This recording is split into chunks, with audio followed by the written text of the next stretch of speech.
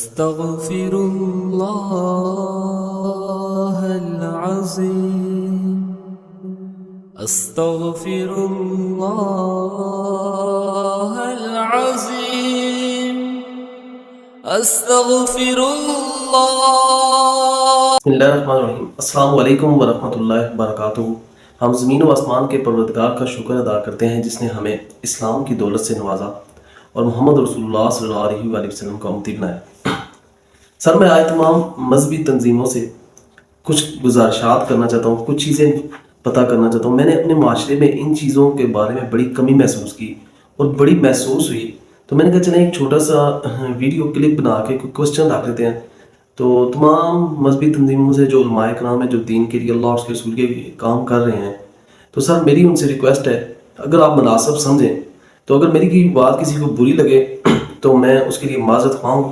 نہایتی ادب سے یہ کچھ گزارشات ہیں، یہ آپ سے کرنی ہے کہ اس کے بارے میں سر کائنڈلی گائیڈ کیجیے گا. کیا ہمارے اندر کوئی ایسا سسٹم ہے، ہم نے کوئی اس کے اوپر محنت کی ہے کہ جس طرح نبی کریم صلی اللہ علیہ وسلم کی حدیث کا مفہوم ہے کہ مسلمان کی مثال آپس میں ایک جسم کی سی ہے، اگر پاؤں میں کانٹا چبھے تو سارے جسم کو تکلیف ہوتی ہے. سر میں نے یہ ریکویسٹ کرنی ہے کہ ہم نے اپنے یہاں پہ کوئی ایسا سسٹم بنایا ہے جس میں ہم ایک جسم بننے کی کوشش کر رہے ہوں، جس میں ہماری تکلیف جب کسی ایک کو تکلیف ملے تو وہ دوسرے کو بھی سمجھی جائے. کیا ہم نے ایسے جسم بنانے کی کوشش کی؟ دوسرا سر، کیا ہم نے کوئی ایسا سفید پوش لوگوں کے لیے جس نے اپنی بہن بیٹی کی شادی کرنی ہے، کیا ہم نے کوئی ایسا ادارہ بنایا ہے جس سے ہم کانٹیکٹ کر سکیں؟ جو ایک آدمی ہے جو اپنی بہن بیٹی کی مزدوری کی وجہ سے، غربت کی وجہ سے افورڈ نہیں کر سکتا، تو وہ اپنی شادی کو ایسے طریقے سے کر سکے. تو کیا سر ہمارے پاس کوئی ایسا ادارہ ہے جس میں ہم کانٹیکٹ کر سکتے ہیں؟ کیا سر کوئی سفید پوش آدمی ہے کسی جگہ پہ پھنس گیا ہے، کسی قرض میں مبتلا ہو گیا یا کسی اور فائنینشلی کرائسس میں آ گیا، سر کیا ہمارے پاس کوئی ایسا ادارہ ہے جو اس کی مدد کر سکے، جو اس کے مشکل ٹائم پہ کام آ سکے؟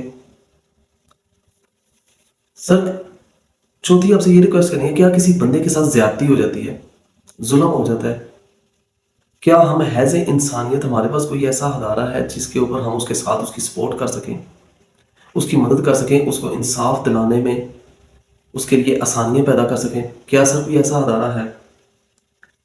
پانچویں سر، کیا ہم نے یہ شادی بیاہ کے اوپر بیہودہ قسم کے رسم و رواج جن کو الفاظ میں بیان نہیں کیا جاتا، جو ہماری شادیوں کے اوپر ہندوانہ قسم کی رسم، بیہودہ فحاشی والی رسم و رواج شروع ہو گئے ہیں، جہاں عزت کی، عورت کی تذلیل کی جا رہی ہے، جہاں پہ آپ دیکھ لیں جتنی نبی کریم صلی اللہ علیہ وسلم نے گانے باجے، بیہودہ گانے باجے، فحاشی والے کام، ٹول ٹپکے، پیسوں کا ضیاع اڑانا، ناچ گانا کروانا، میاں بیوی کو کٹھے سٹیج پہ بٹھا کے اپنی بیٹی کو تیار کر کے لوگ غیر محرم دیکھ رہے ہیں، باہر سے دولہا آتا ہے اس کو ویلکم کرنے کے لیے، ہم اپنی عورتیں اور لڑکیاں تیار کر کے باہر اس کو ویلکم کرنے کے لیے بھجوا سکتے ہیں. کیا سر اس کے اوپر یہ جو بےہودگی اتنی پھیل گئی ہے، کیا ہم نے اس کے اوپر کوئی ایسا ادارہ بنایا، ہم نے اس کے اوپر کوئی کنٹرول کرنے کی کوشش کی ہے کہ ہم اس کے لیے کیا کر سکتے ہیں؟ ہم نے کوئی مل بیٹھ کے اس کے اوپر کوشش کی ہے؟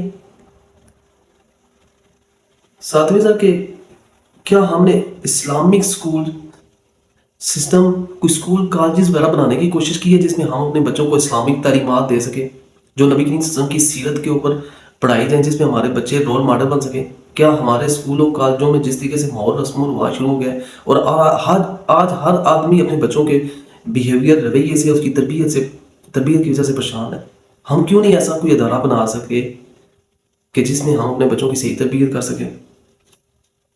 کیا جن اسکولوں اور کالجوں یونیورسٹیوں میں ہم اپنے بچوں کو پڑھا رہے ہیں، کیا یہ بچے اس لیول پہ جا کے ہمارے ملک کو لیڈ کر سکیں گے؟ کیا یہ نبی کریم صلی اللہ علیہ وسلم کی سیرت پر عمل کرتے ہوئے آگے اس ملک کی ریپرزینٹ کر پائیں گے؟ کیا اس ملک کو گائیڈ کر لیں گے؟ کیا یہ اس قابل ہے؟ سر آپ سمجھتے ہیں کہ یہ اس طریقے سے کر جائیں گے؟ کیا سر ہر مذہبی تنظیم ہے وہ اپنے علاقے سے چندے اکٹھے کرتی ہے، کیا ہم نے وہاں لوگوں کی رہنمائی کے لیے بھی کسی کے ساتھ ظلم و زیادتی کے اوپر بھی ہم نے کوئی سپورٹ کرنے کے لیے اپنے آفسز وغیرہ بنائے ہیں؟ کیا آپ کے ہم یہاں سے چندے تو اکٹھے کر کے لے جاتے ہیں، مال لاکھوں کے حساب سے چلا جاتا ہے، ہر جگہ پہ ہمارے باکس وغیرہ دوسری تیسری چیزیں لگی ہوئی ہیں، ہر آدمی کلیکشن کر رہا ہے. کیا سر ہم نے وہاں پہ آفس بنا کے لوگوں کی ہیلپ کیوں نہیں کر سکتے؟ کیا سر مدارس کے جو بچے ہیں وہ ڈاکٹر انجینئرز کیوں نہیں بن سکتے؟ کیا ان کی دوڑ خالی مسجد تک ہے؟ ہمارے مدرسے کا ڈاکٹر کیوں نہیں جنرل کرنل بن سکتا؟ کیوں نہیں جج بن سکتا؟ سر پچھلے دنوں میں پڑھ رہا تھا کہ جو ایشیا کی ٹاپ جو یونیورسٹیز ہیں اس میں سے پاکستان کا 1000 میں پتہ نہیں بتا رہے تھے کہ اس میں اس کا نمبر نہیں ہے، تو اس کے متبادل ہم نے حفظ کرنے کے اوپر ورلڈ ریکارڈ کر لیا ہے۔ کیا کوئی ہماری ڈائریکشن غلط تو نہیں ہوگی؟ کیا ہم خالی حفظ کر کے، نہ ہمیں ترجمے کا پتہ، نہ تفسیر کا پتہ، نہ سیرت کا اگر پتہ، تو کیا وہ بچہ بڑا ہو کے ریپرزینٹ کر پائے گا؟ کیا وہ اس ماحول معاشرے میں رہ کے وہ نبی کریم صلی اللہ علیہ وسلم کی سیرت کو آگے پھیلا دے گا؟ آج ہم اتنا قرآن حفظ کرنے کے باوجود، دین اسلام کی تبلیغ کرنے کے باوجود پیچھے کیوں ہیں؟ کہ آج ہم نے دیکھا کہ سر ہر جگہ پہ، سوشل میڈیا پہ، دوسری پہ دین کی جتنی زیادہ تبلیغ ہو گئی ہے، جتنی اللہ اور اس کے رسول کی بارے میں بتایا جا رہا ہے لوگوں کو اچھے طریقے سے، جماعتیں جا رہی ہیں سارا سنا، لیکن اس کے باوجود ہم بدعملی کا شکار ہیں۔ آپ دیکھ لگیں کہ یہاں پہ کیا لوٹ مار اور چور بازاری اور ظلم کا بازار گرم ہے۔ کیا دیندار اور کیا دنیا دار بھی اپنے دفاع کرتے ہوئے کس طریقے سے یہاں پہ وہ ایک تذلیل کی جا رہی ہے۔ سر پھر یہ کہا کرنی تھی کہ ہم مسلمان ہونے کے باوجود اتنے کیوں گرے ہوئے ہیں؟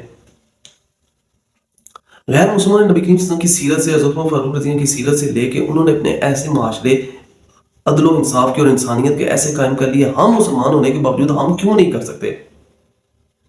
ہم وہ کیوں نہیں کر سکتے؟ ہم نے سنسیئر ہو کے اس کے اوپر کوشش کی؟ سر جو شرعی سزائیں ہیں اس کے اوپر، اللہ جو ہے وہ شرعی سزائیں، ہم نے جو شرعی سزائیں ہیں جو اللہ اور اس کے رسول نے بتائی ہیں، جس طریقے سے آج ظلم و زیادتی کا دور رہا ہے، جو آدمی پیسے لگاتا ہے وہ اپنے کیس جیتتا ہے، اس کو انصاف مل جاتا ہے، جو غریب ہوتا ہے وہ پھنس جاتا ہے۔ کیا ہم نے شرعی سزاؤں کے لیے، ایکول قانون کے لیے ہم نے کوئی سنسیئر ہو کے کوشش کی؟ ہم نے اس کے لیے کوئی پریکٹیکل آگے بڑھنے کی کوشش کی کہ ہم کس طریقے سے کر سکتے ہیں؟ اگر سر متحدہ مجلس سے عمل بن سکتی ہے اپنے مفادات کے لیے، تو کیا اللہ اور اس کے رسول کے لیے شرعی سزاؤں کے لیے ہم سارے کیوں نہیں اکٹھے ہو سکتے؟ اتنے زیادہ آج ہم نماز روزہ بھی کری جا رہے ہیں، لیکن بدعملی کی سر آپ کے سامنے ہی پوزیشن ہے۔ نماز تو بے حیائی اور بری باتوں سے روکتی ہے، لیکن ہمارا کوئی ڈفرنٹ ہی سر سسٹم ہو گیا ہے۔ اور جو بچوں کے ساتھ زیادتی دن بدن تیزی سے شروع ہو گئی ہے، سر ہم نے کتنے بچے اور قربان کرنے ہیں؟ یہ ہم نے خالی خاموشی سے بیٹھ کے دیکھتے رہنا ہے؟ یہ ظلم اور زیادتی کو کب تک دیکھتے رہیں گے؟